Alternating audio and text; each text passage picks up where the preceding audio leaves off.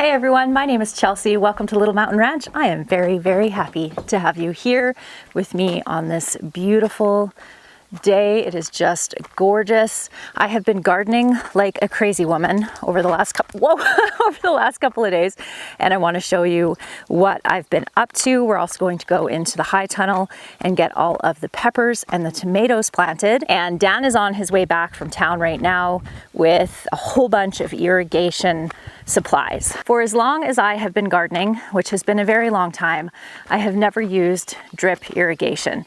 And mostly just because I haven't gotten organized enough to get a drip irrigation system actually set up. But life just continues to get busier and busier, and I do not have time to spend hand watering my garden anymore. My main garden, which is up here and down over here, and then up there for my crop garden, I use sprinklers on those areas. But for my high tunnel, I hand water it.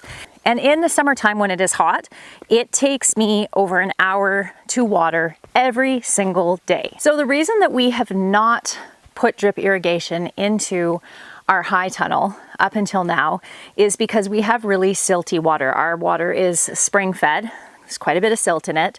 And the water that comes into our house we have filtered, but the water that waters my garden and the grass and all of that is not filtered, which actually works really well because all of that silt has nutrients in it, and that feeds my soil and feeds my grass. However, it does make it so that drip irrigation gets clogged up. I did try running some drip irrigation hoses in here when I first started growing in here 4 years ago. But within probably, I don't know, a day, it was clogged solid with silt. So Dan and I were talking about it. And again, in line with this whole idea of making choices that support our overall life plan around having enough time for the things that we feel are most important to us, we have decided to put in the investment of putting a filtration system on the water that would come down and water my high tunnel, which means I can have drip irrigation. Dan just spent a whole bunch of time down at the local irrigation store. So what they've decided to do is to install a filtration system on the back wall over here, right here, and then I will just run a hose from here, from up at my hydrant, and the water will run through the filtration system, which means we can have drip irrigation in the high tunnel. This is going to save me so many hours of work. It was a lot less expensive than both he and I thought it would be. I need to open up this back door because it is already so hot out here. Let's see what the temperature is in the high tunnel right now. So we're about to have a major heat wave here, which is highly unusual for this time of year.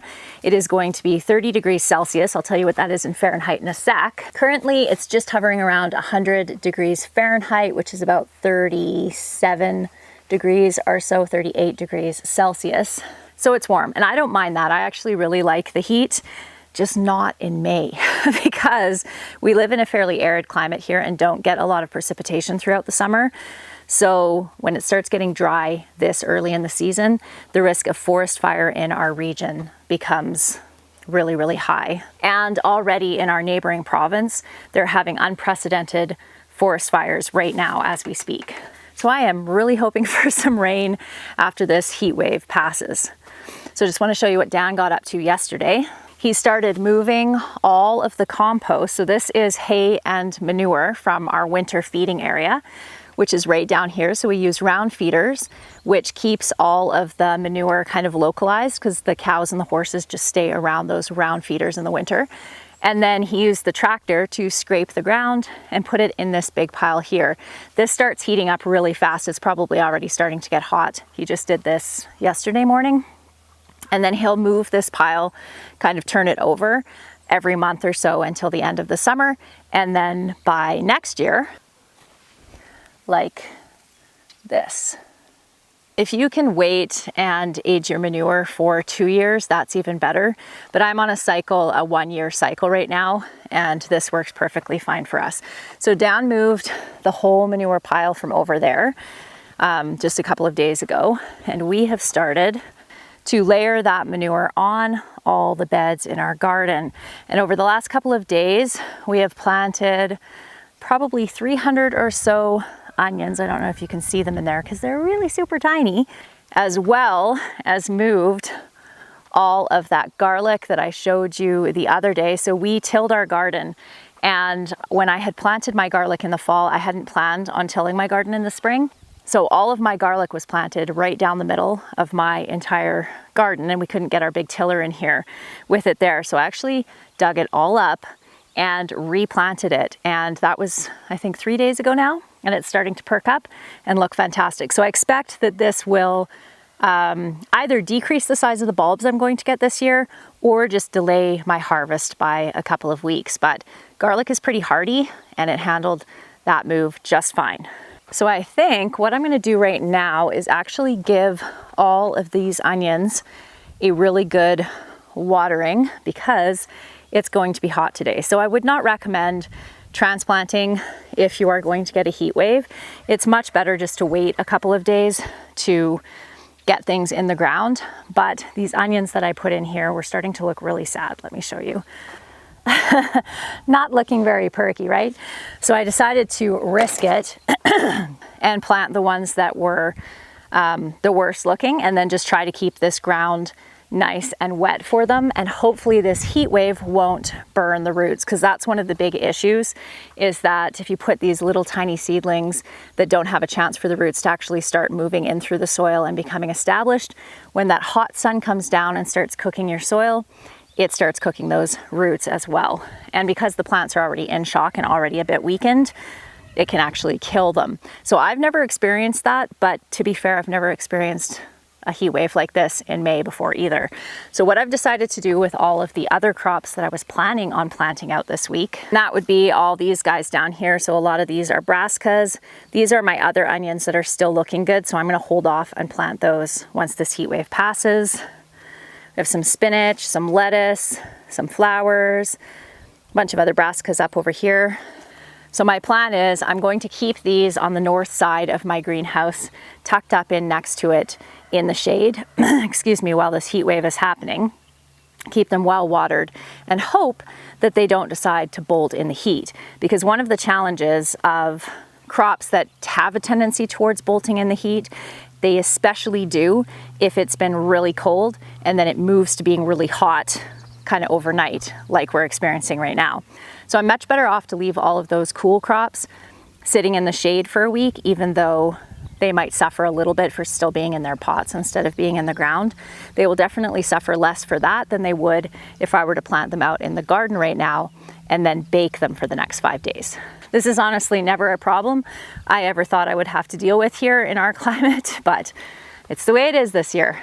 The greenhouse has emptied out significantly since we moved all of the tomatoes and the peppers down to the greenhouse and then started hardening off everything that we have outside. So what do I have left in here? I have these Shasta daisies, which I really need to get outside. They are not happy. Some beautiful little petunias that are starting to flower in their cells. This beautiful plant is called a honeywort, and it's very sensitive to frost, so I'm going to wait and not put this outside until all risk of frost has passed. I'll show you a picture on the screen of what the flowers look like, but the bees absolutely love these flowers, which is why I planted them. We have our beautiful celeriac here, still in here, lemon balm, all of my celery. Oh, there is a tomato plant there. That's supposed to be in the greenhouse. Celery down here, lavender, chamomile, some more flowers. I can't remember what these flowers actually were, but it was called the Three Roses mix. I think they might have been a pansy type flower. Don't remember. Some zinnia over here, some more squash. My germination on my squash this year was really not fantastic at all. And I am not entirely sure why, but it's the way it is. So yeah, it's looking a little empty and very much like it needs a clean in here. I think I'm going to start with planting the peppers because they are definitely sadder looking than my tomatoes. My tomatoes look fantastic.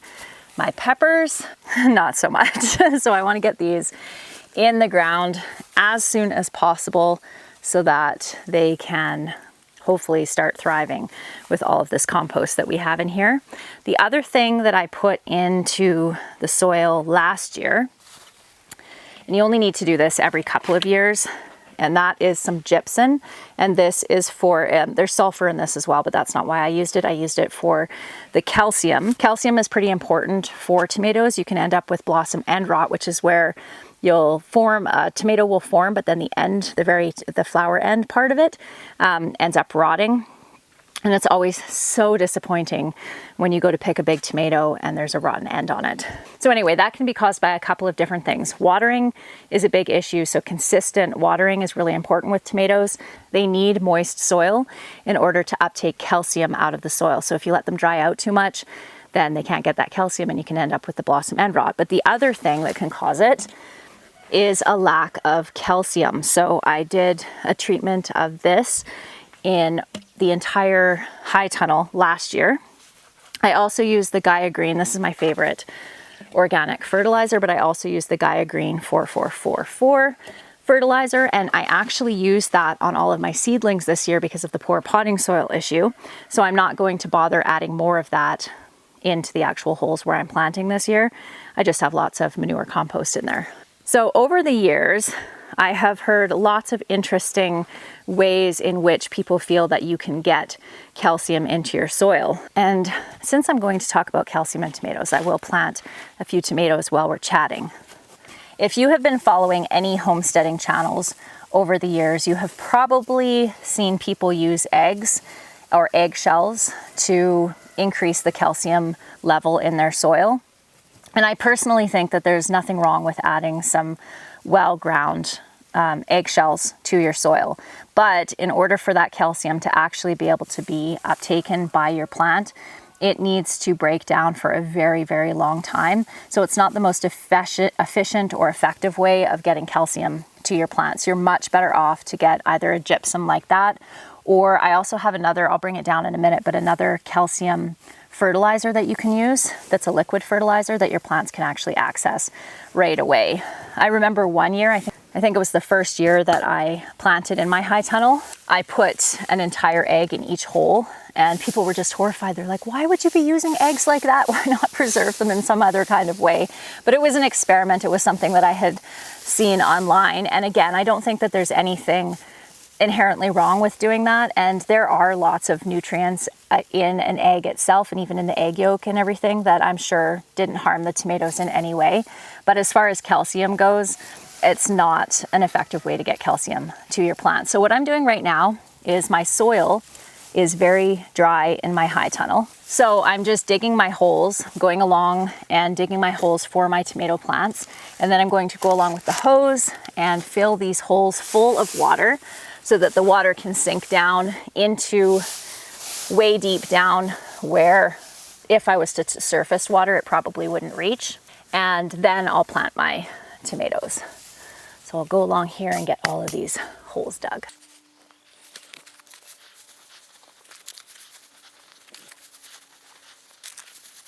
I plant my tomatoes only about 1.5 to 2 feet apart, so fairly densely in the high tunnel, and I can fit around 180 tomatoes. This year I actually only overplanted by 17 tomato plants, which might sound like a lot, but for me, that's really good.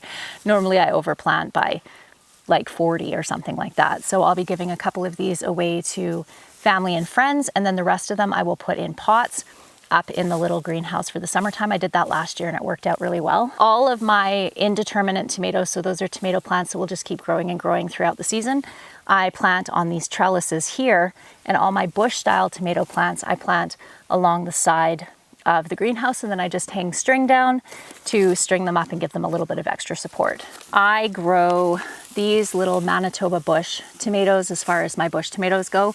The nice thing about a bush tomato is that it doesn't need a lot of pruning. I'll usually prune off anything that's low to the ground because that's how most disease gets up into a tomato plant, is from spores on the ground. You water it and then they splash up onto those lower leaves. So I'll always pick off the lower leaves on my tomato plants And occasionally I'll thin it out a little bit if I feel like it's not able to get enough airflow. That's definitely more important in an area in which you might have tomato blight. We don't have blight here, thank goodness. But if you do, airflow is really important with your plant. So keeping the foliage cleaned off a little bit on your bush tomato plants can help. But generally they don't need a lot of pruning, which is really nice. The other thing is they usually only grow about 4 feet tall or so, which is really nice if you're growing in a smaller space, or in this case, where the edge of my high tunnel kind of curves up a little bit. That doesn't cause an issue with these smaller plants. So I think what I'm gonna do over here, pull all the pepper plants off this, rake off the mulch on it, and rake the top of the bed flat and see how many pepper plants I can fit in here. I definitely massively overplanted my peppers this year. I'm not sure what I was thinking, but either way, we need to get as many of these into the actual ground as we can. I always get asked about these paper pots, and they hold together quite well. One of the methods that I do is I let them dry out a little bit before I bring them down to the high tunnel, because they hold together perfectly well as long as they're dry. When they're wet, they will tear, as you can see, quite easily, but if you're gentle with them, they hold together just fine. And then also some beautiful basil as well. What I've done in years past is I have planted my basil in amongst my tomatoes, but once my tomato plants get really big, they start shading these out too much, and I also end up missing harvesting these, or a few plants at least anyway, just because they're hidden underneath the tomato plant. So I'm going to plant these in their own little bed in here this year so that I can harvest all of them. I really want to freeze dry all of my herbs this year, and basil is my favorite herb. So I am going to plant lots of it. If you are doing any research on growing peppers, you'll often hear people talk about pinching off the top of your pepper. So that's where you take the very top part of your pepper when it has about 3 to 4 sets of true leaves, and you just pinch off the top of it. So the purpose behind that, and this does work, is it creates a much bushier plant. And as long as you have a long season where each of those branches can develop flowers and actually develop fruit, it is a good way to increase the amount of peppers that you're going to get on your plant. So because I live in a short season, I want this plant to be able to put all of its energy into actually producing fruit. If I were to pinch this top off, this plant is going to put all of its energy into producing those side branches and becoming a nice bushy plant. Because my season is so short and I'm likely to get frost by the end of August, that's going to kill off really frost sensitive plants like peppers. In all likelihood, that time that I had this plant put its energy into growing all of that green stuff, it's not going to have the amount of time it needs to produce some nice big fruit for me. So I have done comparison on these where I have pinched them and I haven't pinched them, and I always end up with bigger and better ripening on my plants with the ones that I do not pinch off. I think the one exception to this is if you can start your pepper plants really early and you have really optimal indoor growing conditions, and you can get a really good size plant, which obviously this isn't. I think you might be able to get away with pinching off your pepper plants and still getting a decent harvest. With these little tiny babies, if I were to pinch this off right now, I honestly don't even know if I would get any fruit at all in our short season. So that's just my 2 cents on it. One of the plants that I do pinch off the tops of, however, are basil. Basil is a very fast growing herb, especially in the summertime when it's nice and hot. I'll wait till these get about 4 inches tall or so, and then I'll pinch off the top, and that does the same thing as it would with the peppers.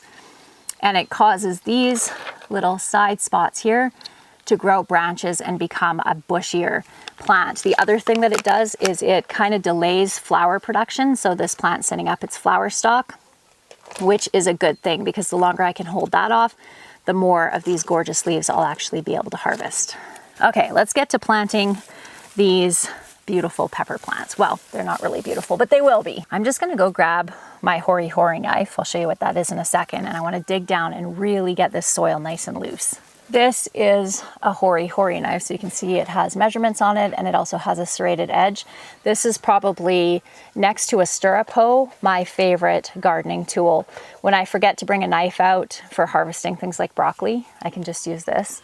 It's fantastic, and it's very strong and very sharp and digs into solid ground. I'm pretty sure I have this one listed on my Amazon store, but if I don't, it's called a Zenport. And I've had this one for a couple years and it's still in awesome condition. So I'm just going to loosen up this soil really well. And because these pepper plants are doing so poorly, I think I will add a bit of fertilizer too. I take the paper off of my pots, but you don't have to. It will biodegrade in the soil. This is the fertilizer I was referring to. Excuse me. So I'm just going to add a little sprinkle into each hole. I usually plant my peppers pretty close together because, especially with peppers that tend to grow up instead of out, like the hot peppers, banana peppers, jalapeno peppers, hot wax peppers. These ones are paprika peppers. Same thing for the ones that tend to be a little bit of a bushier plant, like California Wonder. I give those guys a little bit more space. I am so excited about having drip irrigation. You guys, oh my gosh, I have ended up with issues with blossom end rot because of watering, inconsistent watering, because I hand water all the time, and some days I would maybe be a little bit more impatient and not do as good of a job as I should have with making sure I was watering deep enough. So being able to have drip irrigation is so exciting. I haven't done a ton of research into how you know how long to leave it on for and all of that, but I will figure all of that out and then I'll share that information with you once I have the system actually set up and working well. Oh my goodness, these are definitely the smallest pepper plants I have ever planted out. And I have a hole right here that I need to put some tape over there. It's amazing how much of a cold draft you can get through a little hole like that. And it gets very cool here at night, regardless of whether it's the dead of summer or not. And so I want to keep all of the draft areas sealed up on the high tunnel. We've talked for years about wanting to put a wood stove in here, but it's one of those things that just for insurance purposes is incredibly expensive. As soon as you start adding wood heat in outbuildings, it jacks your insurance rates up so much. And because we already have a wood furnace in our house and Martha, my wood cook stove, our insurance premiums are pretty high. This is my old lady stool here because my knees and my back just don't hold up to being bent over all day long the way that they used to. And I know for any of you that are older than me, you're probably thinking, just you wait, honey. Just you wait until you're in your 50s and 60s. One thing I would love to do is to have raised beds everywhere, really high ones, so that I don't have to bend over as much, especially when I get older and it becomes like really limiting for me as far as gardening. I never want to get to a point in which I'm not able to garden because my body can't hold up to it. So looking ahead, having raised beds would be amazing, or having a high tunnel that has the straight walls so that I could have 4-foot high raised beds in here. That would be amazing. Maybe one day. Man, I so massively overplanted my peppers. I think I might end up needing to plant peppers in the little greenhouse underneath my tables, in the soil underneath there, because I don't want all these peppers to go to waste. When I gardened in here for the first year, I actually had the peppers down this row and I could fit 4 across. So I was able to do, I think it was like 160 or something like that, which was a good amount for us for the year. Last year, we ended up running out, or this year, we ended up running out of peppers by the beginning of March. So definitely have to try to find a way to get more peppers in the ground this year. I can't grow peppers outside here. It's just not hot enough. All right, my friends, we are finished planting the high tunnel. I managed to do a fair bit of it, and then I enlisted some helping hands, and many hands definitely makes light work. It only took us less than an hour to plant out the entire high tunnel, and it looks wonderful, and it makes me happy. And the fact that my face is all flushed from the heat today and from being out in the sun makes me happy. Wow, your garden's looking amazing. One of my sons has decided that he really enjoys gardening, so he is making himself a garden. I'll show you once he gets it finished. Down in the corner, down over this way. Be interesting to see what he ends up growing. Last year he did really well. His plants were huge. All right, so the plan is that all of the extra peppers and all of the extra tomatoes, they're not nearly as many extras as I thought, which is a good thing, are going to be going into my little greenhouse. The dirt area that's underneath the tables where all my plants normally sit, we are going to actually dig that all up, add some compost to it, and plant right into there. Check it out. Makes me so happy, you guys. Okay, so what do we have going on here? We have 125 little baby, tiny little pepper plants all the way along this bed, right to the very end. I was going to put some tomatoes at the end, but I decided that I have enough tomatoes in the main area that I decided to keep it peppers, because like I mentioned, or maybe I didn't mention, but we actually ran out of peppers this year in March, so I don't want that to happen again. I have some basil here at the end of this bed, and I'm actually going to add some soil to this to bring it out a little bit so it's bigger like this one, and then put some more basil in there. All of the tomatoes are all tucked in and looking happy. With all of the mulch, the tomato plants are looking very tiny, kind of buried in underneath there, but that's okay because the soil underneath is nice and warm, and it will radiate heat out during the night, and this extra mulch actually works to help retain some of that heat and will keep the plants from suffering from the cold if it starts getting a little bit chilly at night. Just being in here and the smell of it and the feeling of it just fills my heart with so much joy. This mulch smells really good too. This is sedge grass, and it just has a really nice hay smell to it. Planted a couple of little tomatoes. So these ones are Arctic Rose. They're dwarf tomatoes in here. Just have to top this one off with some fresh soil, and then I'll plant these 3 in there as well. All I have left to plant is the rest of this basil, my eggplant over here, and the eggplant is going to go right over here. And then I usually put some cucumbers along here to grow up this. I'll probably do the same thing this year.